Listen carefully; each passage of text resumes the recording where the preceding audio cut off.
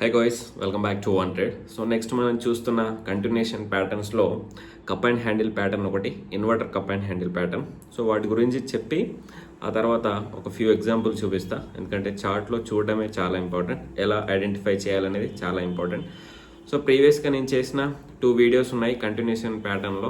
So ఇది చూసే ముందు అది చూస్తే కొంచెం బెటర్, ఎందుకంటే మీకు అక్కడ కొంచెం ఎక్కువ డెప్త్గా చెప్తా. ఇలా వీడియోస్ వచ్చే కొద్దీ కొంచెం డౌన్ అవుతూ ఉంటుంది, ఎందుకంటే అక్కడ కవర్ చేసి ఇక్కడ కవర్ చేయకపోవచ్చు. అందుకే ఒకసారి చూడండి, మీకు పాసిబుల్ అవుతాయి. అది చూసిన తర్వాత ఇది చూస్తే మీకు ఈజీగా అర్థమవుద్దని నేను అనుకుంటున్నా. అండ్ హ్యాండిల్ ప్యాటర్న్, సో ఇది ఎప్పుడు ఫామ్ అవుద్ది అంటే ఇది కూడా ఒక కంటిన్యూషన్. బేసికల్గా దీనికి కొన్ని రూల్స్ అంటూ ఏముండవు. నేను చూసిన దాని ప్రకారం మామూలుగా టెక్స్ట్ బుక్లో అయితే ఇది ఒక అప్ ట్రెండ్లో ఫామ్ అవుతుంది, ఇది ఒక డౌన్ ట్రెండ్లో ఫామ్ అవుతుంది అనే విధంగా చెప్తున్నారు. కానీ నా ఎక్స్పీరియన్స్ ప్రకారం నేను చెప్తా ఇది సో ఎలా ఉంటుంది అనేది. సో దాన్ని బట్టి మనం ఫాలో అయిపోదాం. సో ఈ అప్ ట్రెండ్, ఈ డౌన్ ట్రెండ్ అనేది పక్కన పెట్టేసేయండి ఫస్ట్. సో అప్ ట్రెండా డౌన్ ట్రెండా అనేది ఈ కప్ అండ్ హ్యాండిల్ ప్యాటర్న్కి నాట్ వర్తీ టు లర్న్ అన్నట్టు. సో నేను చూసిన ప్యాటర్న్స్ ఏంటి అనేది ఒకసారి మీకు చూపెట్టిన తర్వాత నేను ఇక్కడ డ్రా చేస్తాను. ఆ తర్వాత మనం వీడియోలోకి వెళ్ళిపోదాం. సో బేసికల్గా ఎలా ఉంటుందంటే ఇది అప్ ట్రెండ్ అయిపోయి తర్వాత ఒక డౌన్ ట్రెండ్ అవ్వచ్చు, లేకపోతే ఒక డౌన్ ట్రెండ్ అయిపోయిన తర్వాత ఒక అప్ ట్రెండ్ అవ్వచ్చు. సో దీనికి వేరియేషన్ ఇలా పడిన తర్వాత ఇలా ప్రైస్ అండ్ కొన్ని రోజులు కొన్ని నెలలు ఇలా ఉంటుంది అన్నట్టు. ఇలా ఉండి ఒక కప్పు ఫార్మాట్గా ఒకటి ఫామ్ చేస్తుంది, ప్రైజే కప్ లాగా ఫామ్ చేస్తుంది అన్నట్టు. అంటే ఇలా స్మూత్ కర్వ్ ఉంటుంది కదా, అలా పడుతుంది ప్రైస్. అలా పడి ఇలా పైకి లేస్తుంది అన్నట్టు. ఎక్కడి వరకు లేస్తుంది?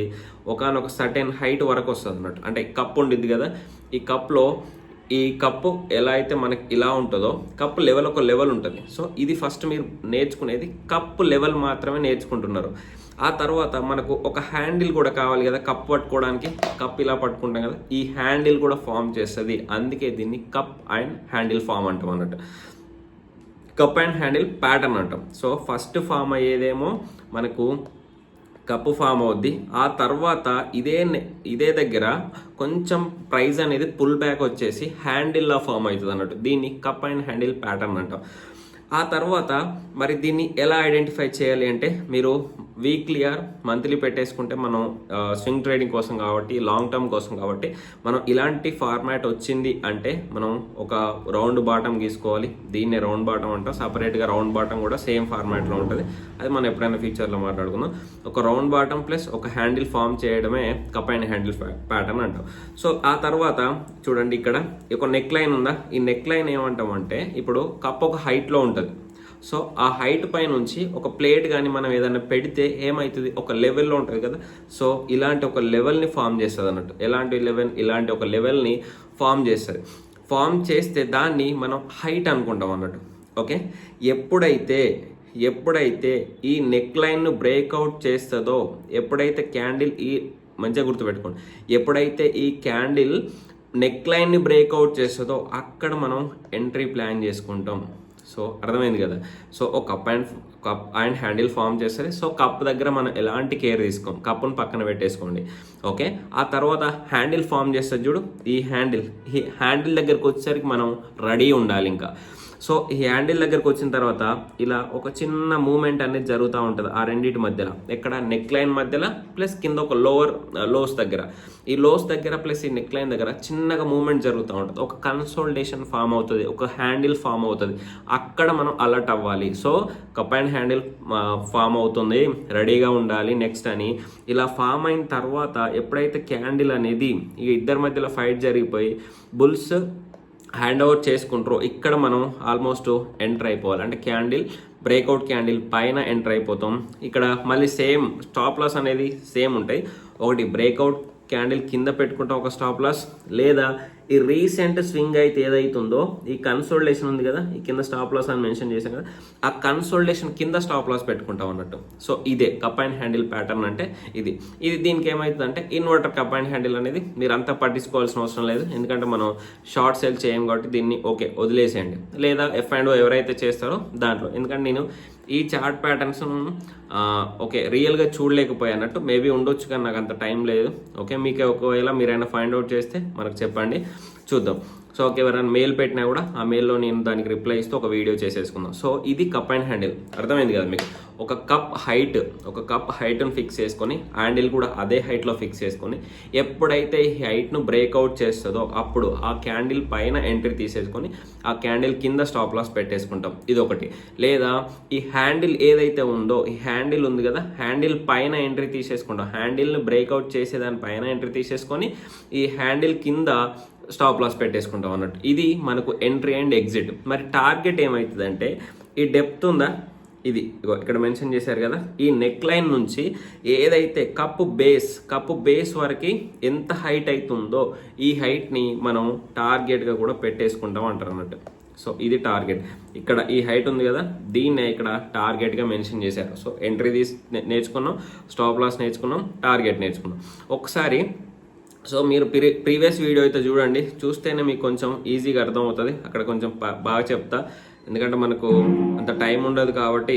సో ఇది చెప్తున్నా, 1 సెకండ్, ఇది చార్ట్ రిఫ్లెక్ట్ అవ్వలేదు. ఓకే, టీఆర్ఎఫ్ ఫస్ట్ ఒకటి చూద్దాం. సో టీఆర్ఎఫ్లో చూడండి, నేను డౌన్ ట్రెండ్ అప్ ట్రెండ్ అని మాట్లాడలేదు, అందుకే ముందే చెప్పా. డౌన్ ట్రెండ్లో కప్ అండ్ హ్యాండ్ ఇన్వర్టర్ అని, అప్ ట్రెండ్లో కప్ అండ్ హ్యాండిల్ అని నేను చెప్పలేదు. సో నేనేం చూస్తా అంటే, ఈ కప్ అండ్ హ్యాండిల్ ప్యాటర్న్ అప్లో ఫామ్ అయిందా డౌన్లో ఫామ్ అయిందా నాకు సంబంధం లేదు, ప్యాటర్న్ ఫామ్ అయిందా లేదా అనేది నాకు ఇంపార్టెంట్. సో ఇక్కడ చూడండి, ఇక్కడ చూస్తే నేను ఆల్రెడీ డ్రా చేసా. ఇది ఒక కప్లా ఉంది కదా, సో ఇదొక కప్లా ఉంది కదా, ఓకే. ఆ తర్వాత ఇది ఒక హ్యాండిల్లా ఉంది కదా, ఇది ఒక్కటి ఫేక్ అయింది అన్నట్టు. సో ఇంత ప్రీవియస్గా కూడా మనం డిస్కస్ చేసాం, ఒక బ్రేక్అవుట్ క్యాండిల్ అనేది చాలా పెద్దగా ఉంటే మనం ఎంట్రీ తీసేసుకోము, దాని పుల్ బ్యాక్ వచ్చిన తర్వాతనే మనం ఎంట్రీ తీసేసుకుంటాం. సేమ్ ఇక్కడ అది జరిగేది అది. సో ఒక కప్పు, ఒక హ్యాండిల్, ఒక నెక్ లైన్, ఈ మూడు వచ్చేసినాయి కదా మనం అనుకున్నట్టు థియరీ ప్రకారం. ఆ తర్వాత ఎప్పుడైతే దీని బ్రేక్అవుట్ అవుతుందో, ఈ క్యాండిల్ బ్రేక్అవుట్ అయిన తర్వాత ఎంట్రీ తీసేసుకుందాం.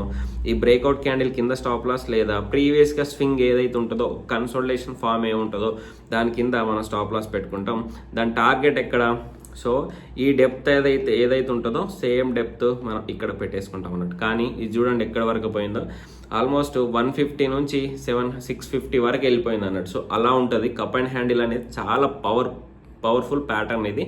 సో అది మనం ఇంకొకటి చూస్తే, ఓకే, వాక్ ఫామా, సో దీంట్లో కూడా మనం ఫామ్ అయింది ఇక్కడ చూడండి. సో ఇది డౌన్ ట్రెండ్లో, సో అందుకే నేను డౌన్ ట్రెండ్లో ఇన్వర్టర్ కప్ అండ్ హ్యాండిల్ మాత్రమే ఫామ్ అవుతుంది అని నేను చెప్పలేదు. అందుకే ఆ రెండింటిని కన్సిడర్ చేసుకోకూడదు.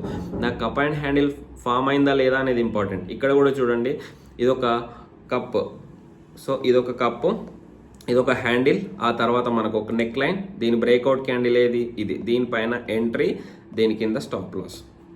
సో ఇలా మీరు కప్ అండ్ హ్యాండిల్ ఎప్పుడైతే ఫామ్ అవుతుందో చాలా జాగ్రత్తగా ఉండాలి. ఇక్కడ నుంచి సేమ్ హైట్ని తీసుకొచ్చి ఇక్కడ పెట్టేసుకోండి. సో అంతకు మించి కూడా పోయింది కదా, ఇది టార్గెట్ అన్నట్టు. సో కప్ అండ్ హ్యాండిల్ అనేది చాలా పవర్ఫుల్. ఇంకొకటి చూసా నేను. సో ఇప్పుడు మనం నేర్చుకున్నాం కదా. So ascending, descending, rectangular patterns, bullish and bearish, ఇప్పుడు కప్ అండ్ హ్యాండిల్.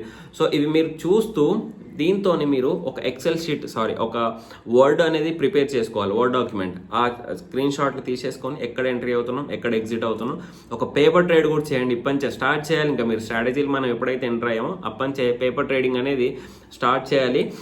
స్టార్ట్ చేస్తూ ఈ ప్యాటర్న్ ఫామ్ అయిందా లేదా, ఎక్కడ ఎంట్రీ తీసేసుకుంటాం, ఒక నెంబర్ రాసేసుకోండి. నేను నెక్స్ట్ మనం కమింగ్ డిస్కషన్లో ఇది ఒక నోట్బుక్ ఎలా ప్రిపేర్ చేయాలి, ఎలా నోట్బుక్ కాలమ్స్ అండ్ రోస్ ఎలా ఉండాలి, అవి ఏమేమి మెన్షన్ చేసుకోవాలి, పారామీటర్స్ అని చెప్తా ఉంటా.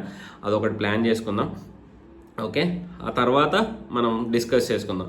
సో అది చాలా ఇంపార్టెంట్. సో నెక్స్ట్ ఇక్కడ చూడండి, టాటా మోటార్స్ కూడా ఒక కప్ అండ్ హ్యాండిల్ ఫామ్ అయింది కదా.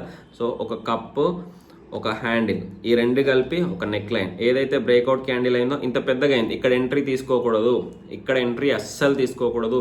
ఎప్పుడైతే రీటెస్ట్కి వస్తుందో, రీటెస్ట్ దగ్గర కూడా ఒక కన్సోలిడేషన్ ఫామ్ అయింది. ఈ రీటెస్ట్ పైన ఇక్కడ ఎంటర్ అవ్వాలి, ఇక్కడ స్టాప్ లాస్ తీసుకోవాలి. ఇది ఎందుకు చెప్పాలి అంటే, పెద్ద పెద్ద క్యాండిల్స్ ఫామ్ అయినప్పుడు మనకు రిస్క్ రివార్డ్ చాలా తక్కువగా ఉంటుంది అన్నట్టు. ఇక్కడ చూడండి, ఇంత పెద్ద క్యాండిల్ ఆల్రెడీ చాలా పైకి వెళ్ళిపోయింది. దానిపైన ఎంట్రీ పెట్టేస్తే స్టాప్ లాస్ వచ్చి ఇట్టు కొడితే ఏమవుతాం అంటే బిగ్ లాస్లోకి వెళ్ళిపోతాం మనం. అందుకే అది రివర్స్ అయిపోయి లేకపోతే పుల్ బ్యాక్ వచ్చేసి అది అప్పుడు రివర్స్ అవుతుంది. అది అక్కడ కూడా ఒక కన్సోలిడేషన్ కన్సోలేషన్ ఫామ్ అవుతుంది. రీటెస్ట్ కూడా రీటెస్ట్ దగ్గర ఏమేమి పాసిబిలిటీస్ ఉంటాయంటే ఒక క్యాండిల్ అన్న ఫామ్ అవ్వాలి, కన్సోలేషన్ అన్న ఫామ్ అవ్వాలి, ఒక ప్యాటర్న్ అన్న ఫామ్ అవ్వాలి. సేమ్ ఫామ్ అయిన తర్వాత దాన్ని బ్రేక్అవుట్ చేసిన తర్వాత మనం ఎంటర్ అవ్వాలి. అప్పటి వరకు మనం ఎంటర్ అవ్వకూడదు. బిగ్ క్యాండిల్స్ వచ్చినప్పుడు, చిన్న చిన్న క్యాండిల్స్ వచ్చినప్పుడు ఎంటర్ అయిపోయి స్టాప్ లాస్ పెట్టుకోవచ్చు. సో ఇది మన cup and handle patterns. So మీరు కనుక అప్ ట్రెండ్ డౌన్ ట్రెండ్ చూడకూడదు. దీన్ని ఈ ఫార్మేషన్ అనేది ఇంపార్టెంట్. డౌన్కి వచ్చి కప్ అండ్ హ్యాండిల్ ఫామ్ అయిందా, లేకపోతే అప్కి వెళ్ళి కప్ అండ్ హ్యాండిల్ ఫామ్ అయిందా అనేది చాలా ఇంపార్టెంట్. కప్ అండ్ హ్యాండిల్ చూడడం ఇంపార్టెంట్. సో ఇది ఆ తర్వాత మనం ఇంకా కంటిన్యూ చేద్దాం వేరే వీడియోస్ కూడా. ఓకే, మీకు కనుక మన వీడియోస్ ఒకవేళ మీరు నేర్చుకోవాలి అనుకుంటే నేను లైక్, షేర్, సబ్స్క్రైబ్ అని అడగను. సో మీరు నేర్చుకోవాలనుకుంటే మన ఓల్డ్ వీడియోస్ కూడా చూడండి. మీకు నచ్చితేనే చూడండి, లేదా ఓకే. Thank you. జై హింద్.